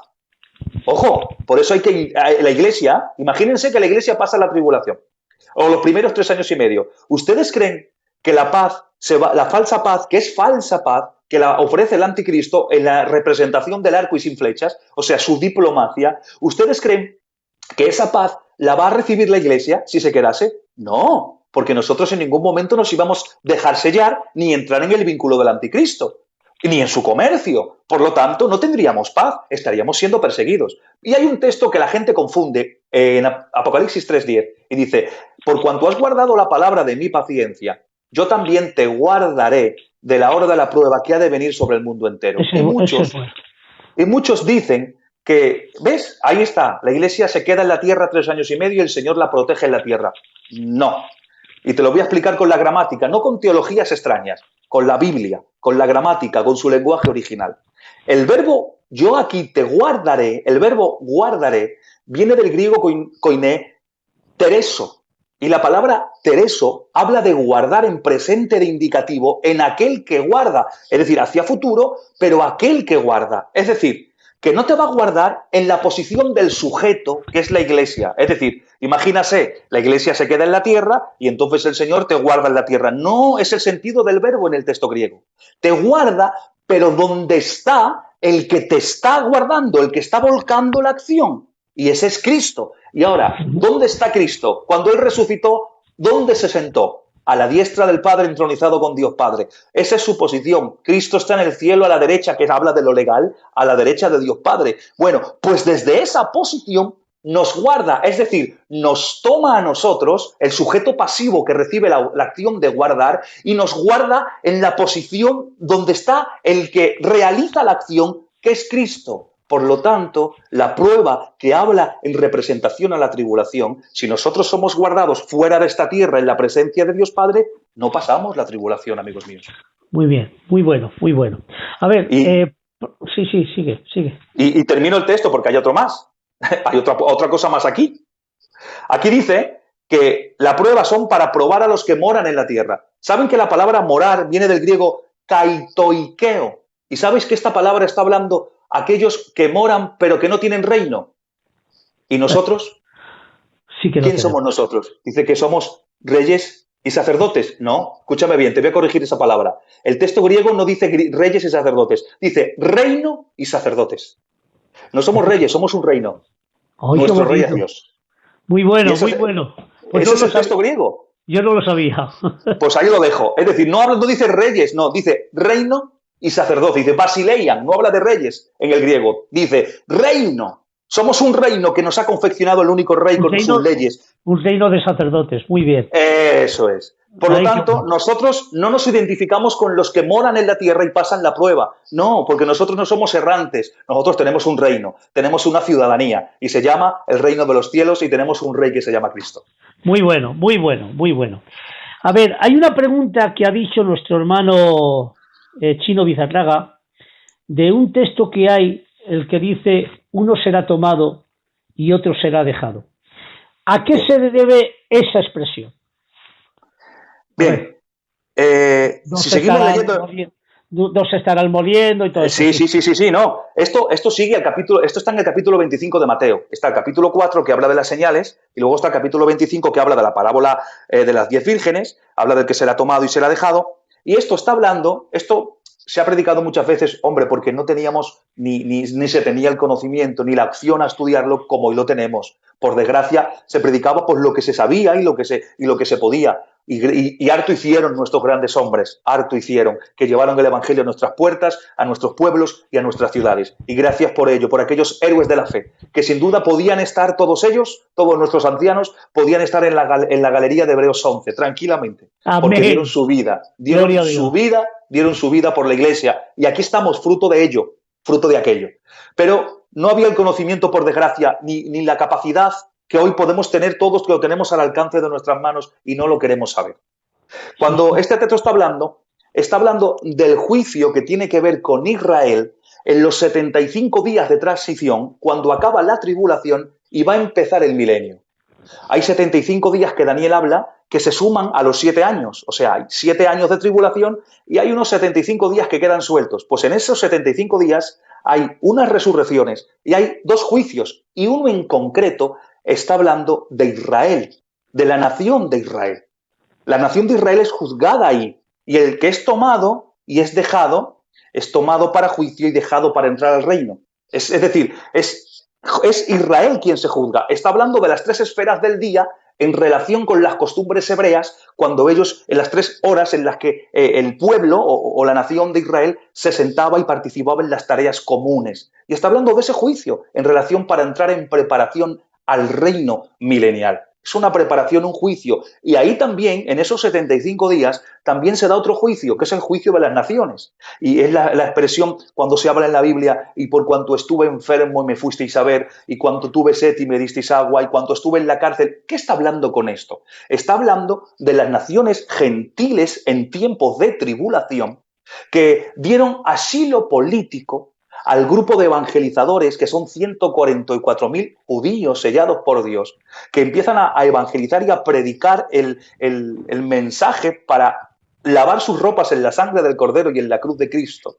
¿Qué pasa? Que aquellos van a ser perseguidos por la bestia. Dice que y un río sale y los alcanza. Bueno, es tremendo el Apocalipsis en relación a la persecución que recibe esta comisión última en la tierra, que son los 144.000. Y todas las naciones que le den asilo político dentro de sus fronteras y los atiendan y los cumplan, por estas acciones, que es fruto de creer, es decir, ellos no pasan el juicio ni se juzga a ellos por una acción. No, no, no. Es que la acción sale de una conversión primero al mensaje. Las naciones han escuchado el mensaje, las naciones han recibido a Cristo, han lavado sus ropas en la sangre del Cordero y entonces producen frutos dignos. ¿Cuáles son esos frutos dignos en la tribulación? Recibir y acobijar y darle asilo político a los 144.000 mensajeros que están perseguidos por el gobierno del Occidente. Ojo, porque la tribulación, Luis, siempre hemos creído, va a gobernar sobre el mundo entero, el anticristo va a gobernar. No es así, escuchen, va a tener oposición en la tribulación. En la tribulación hay diferentes reinos o imperios. Está el gobierno del Occidente, que lo rige el anticristo, que es el cabeza federal, es cierto, con su falso profeta, en el sentido religioso. Pero también está el rey del norte, que son naciones al norte. No voy a dar nombres, no voy a decir si es Rusia, si es Alemania, no. El rey del norte, no vamos a entrar en esa gramática. El rey del norte, que son naciones que están al norte de Israel, que se oponen al gobierno mundial del anticristo. Y también está el rey del sur, que esto sí lo dice la Biblia, es Egipto y todas las potencias del sur de África, que se une en alianza con el rey del norte para intentar derrocar al gobierno del occidente, que es gobernado por el anticristo. Ojo, hemos dicho, una potencia, reino del occidente, reino del norte, otra potencia, reino del sur, otra potencia. Y luego están aquellas potencias más allá del Éufrates, que son las grandes potencias asiáticas, entre ellas China, amén, que es otra potencia que también va en contra del anticristo. Pero todo esto es un gobierno satánico. ¿Por qué? Porque cuando en los primeros 3 años y medio, por eso la Iglesia no está presente en la tribulación. Por eso no estamos ahora viviendo principio de dolores en la tribulación. Porque entonces, en estos primeros 3 años y medio, ahora mismo estaría el ejército del norte unido en alianza con el reino del sur e intentaría el reino del norte entrar por el norte de Israel. Ojo, hemos dicho que el príncipe que ha de venir de un pueblo que destruyó el templo, el gobierno del occidente, firma un tratado de paz. Es decir, confirma la paz a Israel. ¿Y qué le dice a Israel? Mira, toma todo lo que se ha dicho desde que eres nación, ahora sí lo tienes. Vamos a quitar el domo de la roca, constrúyete el templo. De nuevo hay sacrificio, haz ofrenda. Escúchame lo que te digo, que nadie se meta contigo, porque cualquiera que se meta contigo se va a meter conmigo. Te doy poder militar. Ojo, te doy paz. Nunca antes has tenido paz, siempre has tenido conflictos o con los palestinos, o con los árabes, o con quien sea, pero yo te doy paz. Vas a tener por primera vez paz desde que eres nación. Y ese es el pacto, reúne requisitos. Y otro requisito es, el que se meta contigo y el que te ataque a ti, me está atacando a mí. Esa es la excusa perfecta, señores. ¿Por qué? Porque cuando el reino del norte, aliado con el reino del sur, intentan invadir el norte y el sur de Israel, es la excusa perfecta para que traslade su trono el anticristo en la mitad de la tribulación y lo lleve a Jerusalén y se centre en Jerusalén y cese el sacrificio y la ofrenda, con la excusa de que, claro, se han metido contigo, entonces yo tengo que salir en tu respuesta y yo voy a luchar y emprender una batalla contra el reino del norte y el reino del sur. Se sienta en Jerusalén y desde ahí gobierna y se quita la careta de alguna manera y demuestra realmente quién es, para el sacrificio y la ofrenda. ¿Quién destruye al ejército del norte? Lo destruye fuego de Dios que cae en las montañas. Esta acción descoloca a los israelitas y hay muchos que dirán y mirarán a quién le traspasaron. Y muchos israelitas, en ese momento, en esa victoria en las montañas de Israel en el norte, cuando consume al reino del norte por fuego caído del cielo, mucho se convertirá a Dios en ese momento y entenderá que el que se cree Mesías no es el Mesías. Y ahora fíjate esto que es más fuerte todavía. ¿Quién destruye al reino del sur? ¿Sabes quién lo destruye? El anticristo. El anticristo desde Jerusalén emprende una batalla de guerra contra el reino del sur y lo derrota. ¿Y saben por qué para y no conquista más África? ¿Saben por qué lo hace? Porque dice que vienen mensajeros, que el Éufrates se ha secado y vienen las potencias asiáticas para declararle también guerra al anticristo. Todo es un movimiento diabólico, porque dice, y salen de la boca del falso dragón, de la boca del anticristo y de la boca del falso profeta, espíritus como rana que van a los reyes del mundo. ¿A quiénes van? A los reyes del oriente. ¿Por qué? Porque cuando ellos vienen, hay un tratado diplomático, se amigan y están ¿dónde están colisionados? En Jerusalén. ¿Y quién aparece ahí? Capítulo 19 de Apocalipsis. Aparece la señal en los aires. Viene Jesucristo, desciende, vestidos con sus ropas teñidas en sangre. Ya está anticipando la victoria en la guerra del Armagedón contra los reinos que se han levantado en contra de él. Y detrás de él venimos nosotros y nuestras vestiduras están limpias, porque nosotros no peleamos nuestras batallas, las pelea Cristo por nosotros. Amén. Muy bien. Entonces es para el tiempo de los 75 días, uno será tomado y otro será dejado. Otro será dejado. ¿Cuál es el tomado y el dejado? El que se queda, a ver, dime cuál es. Dilo tú, que lo sabes tú. Ayúdame. No, tú. No, te lo han dicho a ti. A mí déjame. Yo con esto siempre me hago un lío. Por eso, si no es una cosa, es otra, sí o sí. Sí. No hay más. Eso sí. El que es tomado para entrar al reino y el que es dejado para el castigo, para el fuego. ¿Ves? Ahí. Lo iba a decir, pero bueno, os lo digo. A ver, nos la dices nuestro hermano Suso de Vitoria, que lo conozco yo, mi amigo. La iglesia arrebatada, ¿seguirá la gracia en la gran tribulación? Es una pregunta, ¿no? Directa. Sí, claro. Vale. A ver, la gracia la ha habido siempre. Siempre ha habido gracia. El que se salvaba en el Antiguo Testamento se salvaba por gracia, que el simbolismo era el arca en el momento de Noé, y etcétera. Pero la gracia la ha habido siempre. Por eso, la interpretación, o mejor dicho, una de las herramientas de interpretación teológicas, que son las dispensaciones, eso no es algo que está en la Biblia, es una herramienta de interpretación que asume y coloca los tiempos en cómo Dios, el Hijo y el Espíritu Santo, en personas, han ido trabajando en el mundo y cómo han ido trabajando. Pero eso no significa que encasillemos a Dios Padre en el Antiguo Testamento, a Dios Hijo en el Nuevo Testamento y en este momento al Espíritu Santo. No podemos encasillarlo y os digo el porqué. Trabajan todos.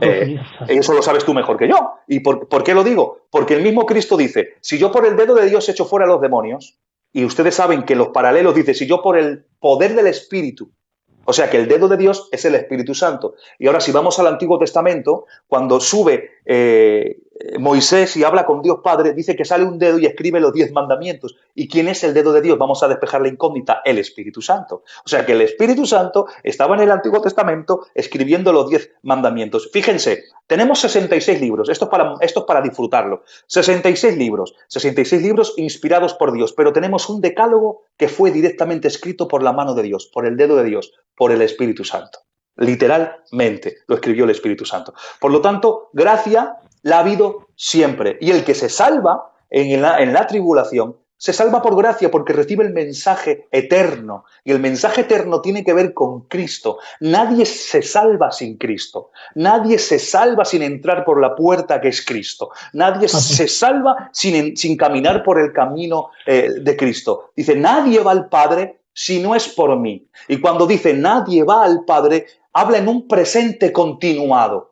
Y un presente continuado en la gramática del griego está hablando de que empieza desde que se lanza y en el tiempo eterno. No separa ese presente de indicativo continuado, es un presente continuado. Por lo tanto, siempre que alguien se salva mirando en los méritos de la cruz en Cristo. Aleluya, gloria a Dios.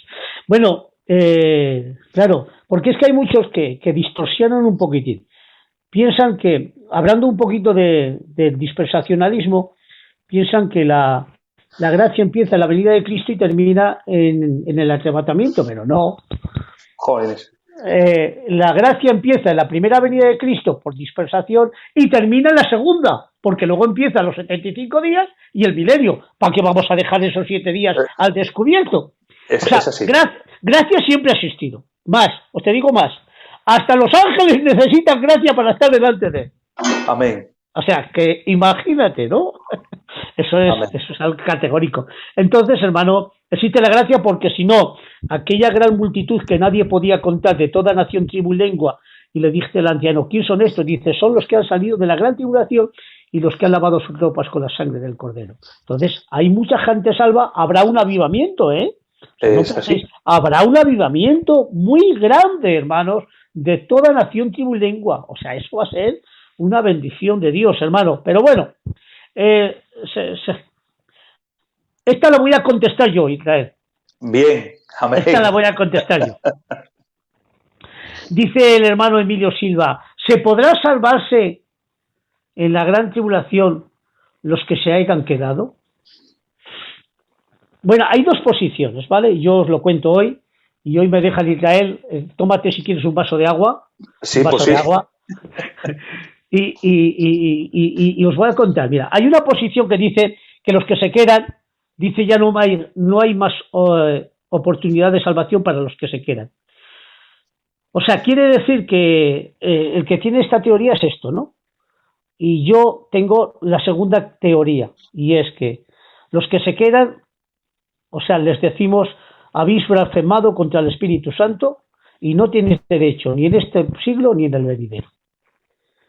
O sea, ya la Biblia ya se rompe. Y yo os lo voy a decir por qué. ¿Hay oportunidad de salvación para los que se quedan? Sí. Entonces, el texto que dice esto, ¿para quién es? Vamos a enseñarlo hoy, ¿eh? Por favor, bíblico, porque lo importante es la Biblia. Lo demás, cuento. Mire, entonces se manifestará el inicuo. Esto está en 2 de Tesalonicenses, capítulo 2 y versículo 8. Entonces se manifestará aquel inicuo, el cual el Señor matará con el espíritu de su boca y lo destruirá con el resplandor de su venida. Inicuo, cuyo albernimiento es por obra de Satanás, con gran poder, señales, prodigios, mentirosos, o sea, hará señales y prodigios, con todo engaño de iniquidad para los que se pierden. Pero escuchen, por cuanto no recibieron el amor de la verdad para ser salvos. Nunca fueron salvos. Eso también. O sea, no fueron cristianos que se quedaron. No. Fueron gente que nunca fueron salvas. Por esto Dios les envía un poder engañoso para que crean en la mentira, al fin de que sean condenados todos los que no creyeron en la verdad, sino que se complacieron en la injusticia. ¿A quién se lo está diciendo esto? Se lo digo.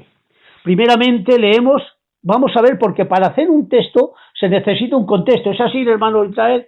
Amén. Si no, no vale. Si no, es un pretexto. Vale. Primero vamos a Romanos y dice, y Dios endureció el corazón de Faraón. ¿Endureció Dios el corazón de Faraón? No, es una expresión. Quiere decir, hermano, que la misma gloria que para Israel fue su liberación, para Faraón fue su endurecimiento, porque el mismo sol que ablanda la mantequilla endurece el cemento. O sea, la misma gloria que para Israel los iluminaba, para Faraón lo cubría, lo cegaba. Ahí está, hermanos. Eso es el contexto. Segundo, está en Romanos 1:18, la culpabilidad del hombre. Escúchenme. Y dice, porque la ira de Dios se revela desde el cielo contra toda impiedad e injusticia que detienen los hombres con injusticia a la verdad. Porque lo que de Dios se conoce le es manifestado su eterno poder y deidad se hace claramente visible la creación de tal manera que no tienen excusas. Dice, porque aunque conocieron a Dios no le glorificaron como a Dios, ni le dieron gracias, sino que se envanecieron en su propio razonamiento y en su necio corazón entenebrecido. Profesando ser sabios se hicieron necios, cambiaron la verdad de Dios por la mentira, honrando y dando culto a las criaturas antes que al Creador, que es bendito por todos los siglos. Dice, por lo cual, ya que no pudo Dios hacer nada con estos hombres, dice, los entregó a pasiones desordenadas, de tal manera que aún deshonraron sus propios cuerpos. Quiere decir que Dios, no pudiendo hacer nada con esta culpabilidad del hombre, los deja a su suerte, ya no pueden hacer nada. Los deja a su propia concupiscencia. Bueno, pues aquí, el mundo, que durante 2000 años y tantos años les ha predicado de la verdad, y que ha habido una información, aleluya. ¿Qué ha pasado? Que se ha manifestado el anticristo, ha hecho poder, señales y milagros, y el mundo se ha ido tras el anticristo y la apostasía. Y ahora aquí dice, con todo engaño e iniquidad, el anticristo. Para los que se pierden, ¿quién son? El mundo, porque ama más al anticristo que el mensaje de Dios. Por cuanto no recibieron el amor de la verdad para ser salvos. El mundo, concretamente, no el cosmos, sino el mundo en sí. ¿Qué quiere? ¿Qué pasó? Que no recibieron el amor de la verdad para ser salvos. ¿Y qué dice? Por lo cual les envía Dios un poder engañoso. No es que les envíe, los deja a su suerte, los deja a su propia incredulidad, los deja a su propia apostasía. Ya no puedo hacer nada con ellos. Haced lo que queráis y se dejan sellar por el 666, por ese sello, que no se sabe cómo va a ser, pero va a ser. Y ahora dice, sigue actuando, por esto Dios les envía un poder engañoso para que crean en la mentira. Quiere decir, los deja a su suerte y los deja a su propia incredulidad, al fin de que sean condenados, el mundo. Y ahora sigue, todos los que creyeron, los que no creyeron en la verdad, no creyeron a la verdad, sino que se complacieron en la injusticia del anticristo. Entonces no se lo está diciendo a los que se quieren, se lo está diciendo al mundo que se va tras el anticristo por el poder, señales y prodigios.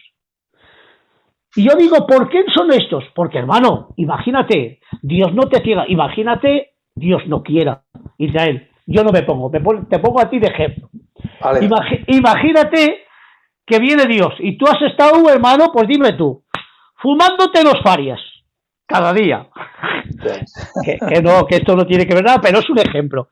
Fumándote 2 farias, por no decir varios pecados continuados, aleluya, porque que Dios, hermano, de alguna manera, o que desprecies tú la gracia de Dios, porque la salvación no se pierde, sino que se desprecia. El desprecio de la salvación es la actitud del corazón para no querer seguir a Dios.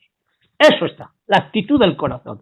Ahí manda todas las cosas. Imagínate que ha venido Cristo y por tu mala cabeza, hermano, por una práctica de pecado continuada y no haciendo caso al Espíritu Santo, ha venido Cristo y se ha llevado a tu mujer y a tus hijos.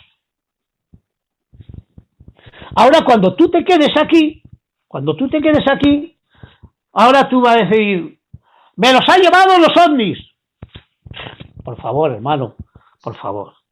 Te darás de cuenta originalmente que se los ha llevado Cristo, porque lo has estado predicando tú, el gran escatólogo de España. ¿Qué pasa? ¿Que pesa? No, hermano, o sea, no pensemos tonterías en este, y perdonen por esta la expresión. Te darás de cuenta y sufrirás, Y si te arrepientes, a ver, que no piense usted que va a ser, hermano, unas vacaciones en salvarse en la tribulación. No piensen ustedes, vas a ver a través de sufrimientos, pero a veces, hermano, escúchenme, a veces se salvan más gente por sufrimientos que por paz. ¿A que lo sabes tú? ¿Cuándo la iglesia ha tenido más abundancia? ¿Cuándo la iglesia ha tenido más crecimiento? Cuando ha habido muchas tribulaciones. Cuando ha habido muchas persecuciones, la iglesia se ha estado llenando. Cuando ha sido en tiempo de paz, la armamos como Filipón. Escúchenme. En el tiempo de la guerra de David no le pasó nada, pero cuando se quedó, hermano, en la casa, la armó como Filipón. Entonces, hermano, ¿qué quiere decir con esto? Que mientras los hombres hagan sombra en este mundo, a no ser que se envanezcan en su propia incredulidad, hay oportunidad de salvación. No quitemos tanto ni seamos tan como Dios. Es que a veces nos sentamos en el trono de Dios juzgando quién va a ser salvo y quién va a ser condenado. Por favor, tengamos cuidado. Ni somos extremos para ser universalistas, ni somos tampoco, hermano, gloria al Señor, tan limitados para ser limitacionistas. Vamos a dejar, y perdonen la expresión, que aquí ya me emociono, porque ya saben que me emociono más que la gitana aquella. Les quiero decir de aquí, dejemos que Dios sepa un poquito más que nosotros, hombre. Dejemos que Dios sepa un poquito más que nosotros. Y el texto bíblico, que me lo confirmará Israel, que si no... ¿Es original lo que yo he dicho en esta noche, hermano? ¿Tú qué eres? Sí, hombre, sí. Perfecto, es una línea... ¿Qué pasa? Que hay temas que son muy espinosos y hay gente que no lo reciben, es reacia a recibirlo. Pero estás en la línea por lo menos contextualizada de la palabra. Porque cuando está hablando, para apoyarte en esto, cuando está hablando de mundo, la Biblia tiene 3 expresiones diferentes para mundo. No hablo del idioma, sino la expresión. El mismo Cristo dice, no son del mundo como tampoco yo soy del mundo. O sea, ellos no son del mundo. A ver, no lo entiendo. ¿Cómo es que no son del mundo cuando Cristo ha venido por amor al mundo? Y cuando somos del mundo, ¿de qué pasa? ¿Qué significa? Que es una expresión diferente. Cuando hablamos de mundo, hay 3 expresiones diferentes en los textos, como tú bien has dicho. Está mundo como creación, está mundo como humanidad y está mundo como sistema. Y cuando dice no son del mundo, está hablando no son del sistema que gobierna el mundo. Y hay gente, entre comillas, que están en la iglesia, pero siguen siendo gobernados por el sistema que gobierna el mundo. Por lo tanto, siguen siendo gobernados por Satanás, que es el que lanza el sistema que gobierna el mundo. Y viene en consonancia con lo que tú estás diciendo. Luego, otra cosa en consonancia con lo que dices es que no tienen la capacidad de arrepentirse. Arrepentirse viene de un verbo griego que es metanoia, y es cambiar de mentalidad. Pero esto es lo que todos sabemos por el diccionario, pero vamos más en profundidad a la palabra.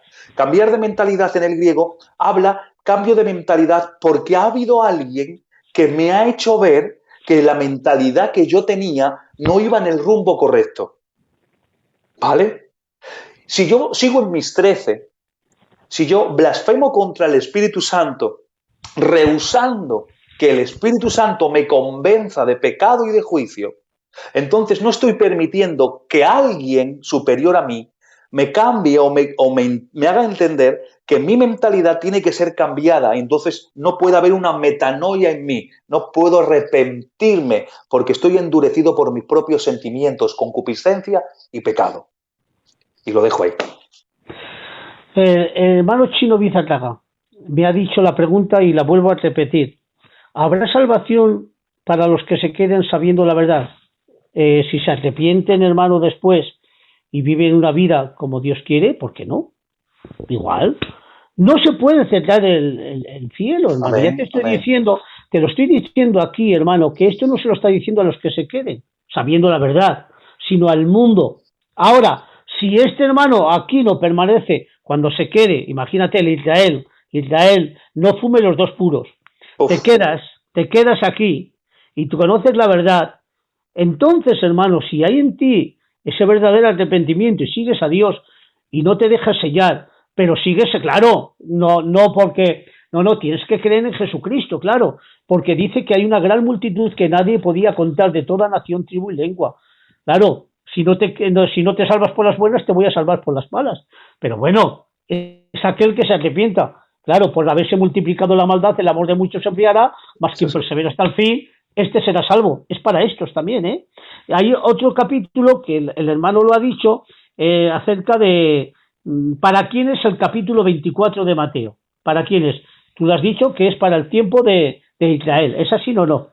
Sí, es el principio, hemos extendido, hemos explicado gramáticamente, el principio de dolores del versículo 8 del capítulo 24 de Mateo está hablando de los primeros 3 años y medio de la tribulación, donde ya se desprende el juicio de Dios y por lo tanto hablábamos al principio, por si alguno ha entrado tarde y no ha escuchado la temática, hablábamos al principio que lo que hoy estamos recibiendo, lo que hoy estamos viviendo son consecuencias por la caída del hombre y la transgresión y el pecado y no es un juicio directo de Dios. Por lo tanto, como iglesia tenemos la capacidad de seguir pidiéndole a Dios para que el Señor retire este virus y retire toda enfermedad de la tierra y sane nuestra tierra. Si fuese un juicio de Dios directo y entrásemos en la última semana de Daniel, en la tribulación, entonces no podríamos retirar por mucho que adorásemos a Dios su profecía directa, porque es un juicio directo que ya dictaminó en el 445 antes de Cristo por el decreto de las 70 semanas de Daniel. Muy bien, exactamente. A ver, hay un texto que me quiere, decir nuestro hermano, a ver que lo vea. Suso el de Vitoria, Barlún.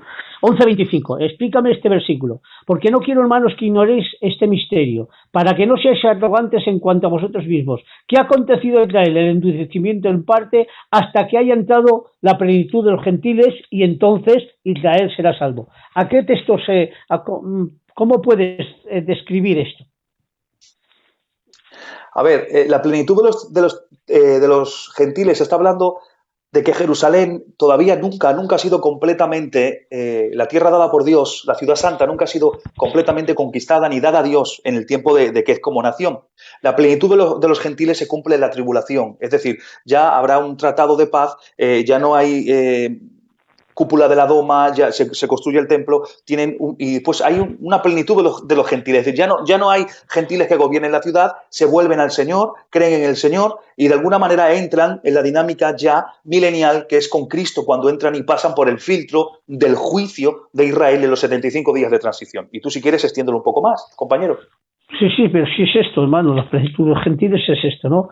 Es el tiempo de los gentiles y plenitud de los gentiles y también, hermano, la iglesia y después Israel ya será salvo, claro. Para nosotros viene nuestro advenimiento y cuando viene nuestro advenimiento entonces ya viene el tiempo de Israel, la última semana y es todo lo que está hablando el hermano. A ver, hay quiero leerte porque hay un hermano que dice, a ver, nuestro hermano José Heredia, segunda de Tesalonicenses 1 al 10. Quiere decir, será del 1 al 6 al 10. Y dice, porque es justo delante de Dios pagar con tribulación a los que os atribulan. Y vosotros que sois atribulados, daos reposo con nosotros cuando se manifieste el Señor desde el cielo con los ángeles de su poder. Y en llama de fuego para dar retribución a los que no conocieron a Dios ni le obedecen el evangelio de nuestro Señor Jesucristo, los cuales sufrirán pena de eterna perdición, excluidos de la presencia del Señor y de la gloria de su poder, cuando venga aquel día para ser glorificado en sus santos y sea admirado en todos los que creyeron, porque nuestro testimonio ha sido creído entre vosotros. Por lo cual, asimismo, oramos siempre para nuestro Dios os tenga por digno de su llamamiento y cumpla todo el propósito de bondad y toda la obra de fe con su poder, para que el nombre de nuestro Señor Jesucristo sea glorificado en vosotros y vosotros en él, y por la gracia de nuestro Señor Jesucristo, de Dios y de nuestro Señor Jesucristo.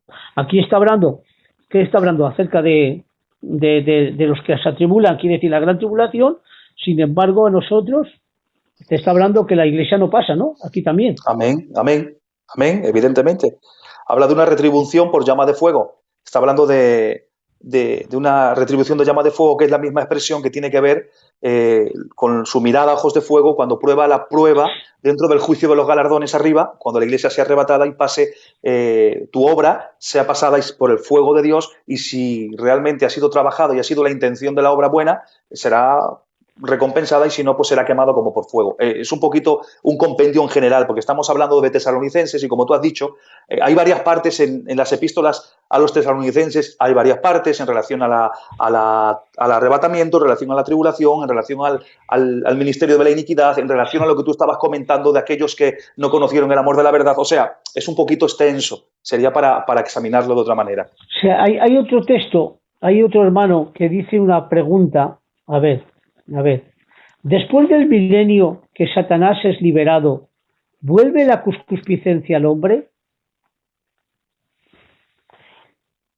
Bueno, la concupiscencia siempre la tiene, porque los que están aquí o las naciones que hubieran sido salvas y que entran en el milenio, habrá pecado en el milenio, ¿es así? No hay pecado. Entonces, si hay pecado, hay concupiscencia. Lo que pasa es que no será tanto extenso el pecado allá como ahora. Es así, hermano. Cuéntanos un poquitín, unos detalles. Vale. Porque concupiscencia quiero hablar de deseo desordenado. ¿Vale? Eso. Hay que entender primero el concepto escatológico en relación al milenio. Es decir, cuando en esos 75 días que están entre tribulación y que yo les llamo 75 días de transición o preparación para la entrada al reino milenial, hay una serie de juicios sobre Israel y sobre las naciones que ellos entran, pero entran con su cuerpo de carne, con su humanidad. O sea, con esta carne que nosotros tenemos, que tiene todavía la concupiscencia del pecado. La concupiscencia es el deseo pernicioso hacia el mal que tenemos innato en nosotros por la caída y por la transgresión. ¿Vale? O sea, que estas personas que entran con cuerpo carnal, natural, siguen teniendo en sí su concupiscencia, su deseo desordenado. ¿Cuál es la condición de los 1000 años? La condición es que el tentador que estimula esa concupiscencia, que es Satanás, es atado durante 1000 años. Por lo tanto, no hay una concupiscencia externa en acciones que se sentencian, sino que el juicio de Dios en el milenio será porque se descubre en el corazón el sentir del pecado. Es decir, no hay una acción que se castigue que se haya visto. ¿Por qué? Porque eso descuadraría la santidad y la omnisciencia de Dios. Es cierto que todavía hay concupiscencia y es cierto que en detalles puntuales, fugaces durante los 1000 años, habrá destellos de esa pena que el Señor pondrá para todo aquel que se despierte deseo de pecado en el corazón. Pero nunca será, y esto quiero que lo entendáis, nunca será una acción visible, una acción que se haga. ¿Por qué? Porque a Dios, que es Cristo, que está sentado en Jerusalén reinando con vara de hierro a las naciones, a Dios no se le puede escapar nada de su omnipresencia, no se le puede nada anticipar a su omnisciencia. Él descubre el pensamiento. Si nos vamos al cielo, cuando estaba Satanás, cuando era luz de él, dice que tiene 5 deseos impíos. Dice, y yo subiré. En el texto hebreo y en el texto en castellano está hablando de un verbo que no se ha consumado en el presente, que se ha consumado en el futuro. O sea, que se ha pensado, pero todavía no se ha descubierto en el presente de quien lo está pensando, sino que Dios en su omnisciencia se adelanta a lo que ya descubre en el corazón de Satanás y por eso es echado fuera del cielo. Eso mismo pasa en el milenio, es decir, no se le anticipa nadie a Dios. El Señor descubre el sentimiento de pecado de personas puntuales en el milenio y Dios automáticamente sentencia. Y como su justicia es justa, todos los que miraremos, digamos, no vamos a decir ¿por qué lo ha hecho? Si no ha hecho nada, no, entenderemos que el Señor discierne los pensamientos del corazón. Amén. Pero esa concupiscencia está en los seres de carne y hueso. Y cuando Satanás es suelto después de los 1000 años, volverá a tentar y a despertar ese deseo que durante 1000 años ha nacido mucha gente. Por los que están con cuerpo han tenido hijos. Y han nacido mucha generación que no ha visto la batalla del Armagedón, que simplemente ha nacido en una situación de paz, gobernada por Dios, y no han visto otra cosa, ni se le ha despertado el tentador porque no han conocido a la tentación por medio de Satanás, porque no ha habido un gobierno demoníaco en el milenio. Pero cuando es suelto Satanás, despierta de nuevo el egocentrismo de la persona.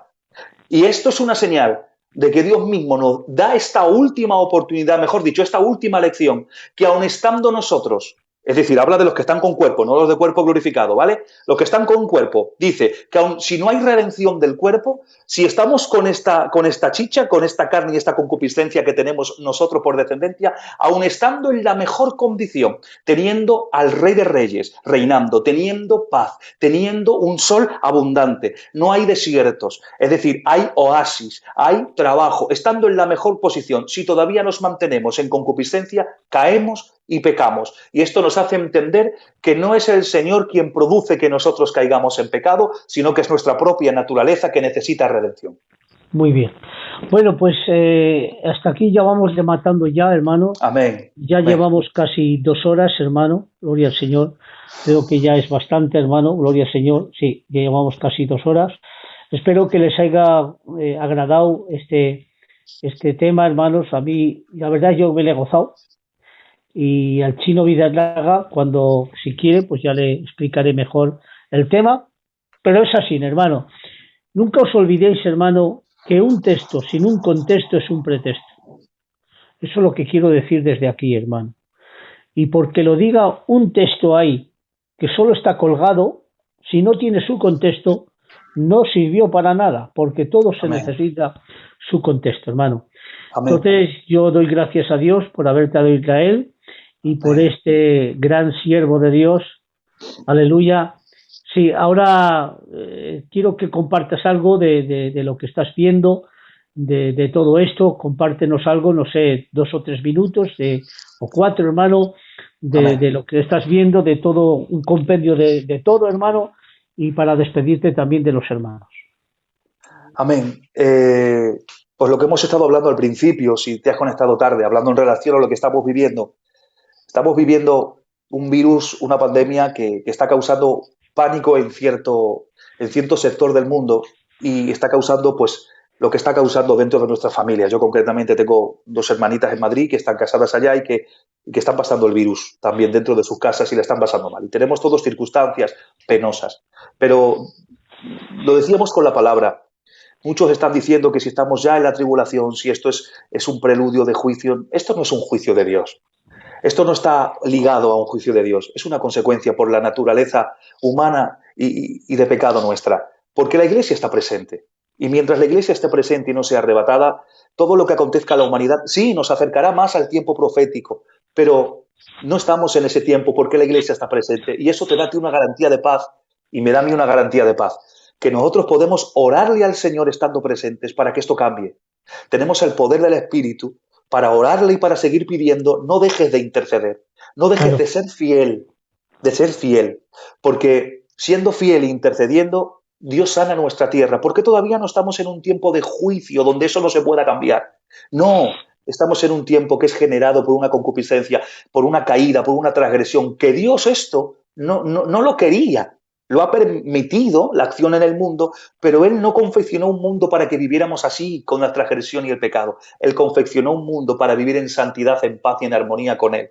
Por lo tanto, tenemos capacidad para orar. No dejes de orar, no dejes de pedir, que esto tiene fecha de caducidad. Esto pasa pronto. Y la Iglesia aún queda lo más hermoso y la más gloriosa. La Biblia dice que esta leve tribulación producirá en vosotros un excelente y mayor peso de gloria. Dice que la tribulación es leve y el peso de gloria es mayor. Y quiero recordarte que David fue a la era de Araúna y venía a comprarle la era para hacer un sacrificio a Dios.